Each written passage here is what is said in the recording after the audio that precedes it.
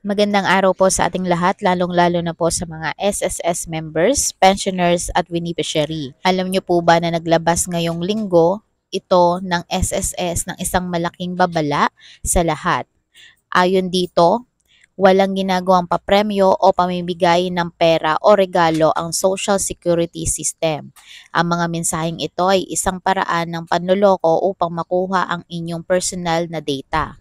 Huwag maniwala dito at huwag nang ikalat sa iba. Huwag maniwala sa balita, post, or private messages sa social media na nagsasabing kayo ay nanalo sa raffle draw ng SSS o kayo ay may oportunidad na mabigyan ng cash o regalo mula sa SSS kapalit ng inyong pag-click sa ibinigay na link o pagbibigay ng inyong personal na impormasyon.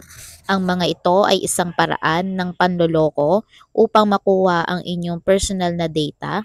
Huwag maniwala dito at huwag nang ikalat sa iba. Mag-isip at maging mapanuri. Think before you click. Paalala lang po, wag na wag pong pipindutin ang mga link na hindi verified.